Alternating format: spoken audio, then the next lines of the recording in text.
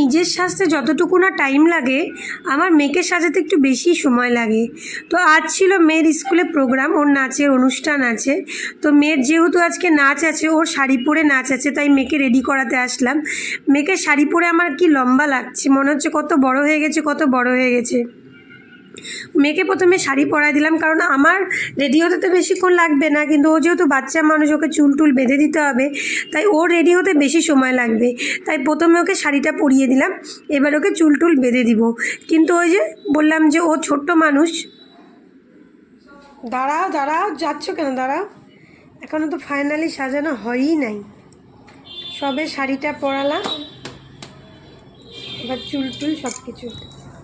ওকে শাড়ি পরাতে পরাতে আমিও নিজেও রেডি হয়ে নিব, কারণ আমাদেরকে 3:30টার মধ্যে বেরিয়ে যেতে হবে। এদিকে ওকে শাড়ি পরানো কমপ্লিট হয়ে গেছে, এবার চুল টুল বেঁধে দিব। তো আমি ভাবলাম ওকে শাড়ি যখন পরানো হয়ে গেছে, তাহলে আমিও তাড়াতাড়ি করে শাড়িটা পরে নিই। তো প্রথমে ওকে চুলটা আমি বেঁধে দিচ্ছি একটা গার্ডার দিয়ে, কারণ খোপা করতে হবে, তারপরে চুলের মধ্যে গাজরা লাগিয়ে দিব। তো চুলটা খোপা করে দিলাম, আর আমার মেয়ের যেহেতু চুলটা বড় আছে, খোপা করতে অসুবিধা হয় না। তারপরে যে গলার মধ্যে একটা মালা পরিয়ে দিচ্ছি, তারপর লিপস্টিক টিপস্টিক দিয়ে দিব আর কি।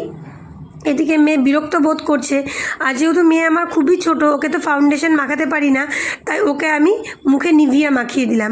একটু লিপস্টিক দিয়ে দিচ্ছি, একটু আইল্যান্ডার, একটু মাস্কারা, সব কিছু দিয়ে ওকে মোটামুটি রেডি করে দিলাম। তারপরে আমিও টুক করে একটু শাড়িটা পরে নিয়ে রেডি হয়ে গেলাম, কারণ নাহলে আমি যদি শাড়িটা না পরতাম তাহলে আমার অনেক দেরি হয়ে যেত পৌঁছতে। এদিকে মেয়েকে রেডি মোটামুটি প্রায় কমপ্লিটের দিকে আমিও রেডি হয়ে নিয়েছি।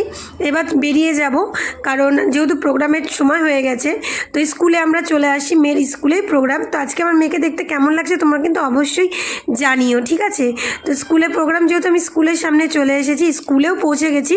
তো আমার মেয়ে প্রোগ্রামের ওখানে হেঁটে যাচ্ছে, কারণ ও আর আমার হাত ধরতে চাচ্ছে না, কারণ যেহেতু প্রোগ্রাম শুরু হয়ে গেছে, ওর আর তর্স হয়েছে না। ও সামনের দিকে এগিয়ে গেল, আমি পিছন ওর পেছন ক্যামেরা করতে করতে যাচ্ছি।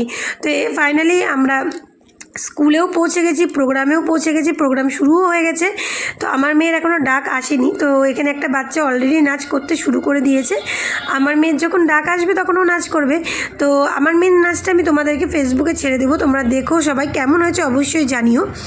আর এখন এই বাচ্চাটা নাচ করছে, খুব সুন্দর নাচ করছে বাচ্চাটা।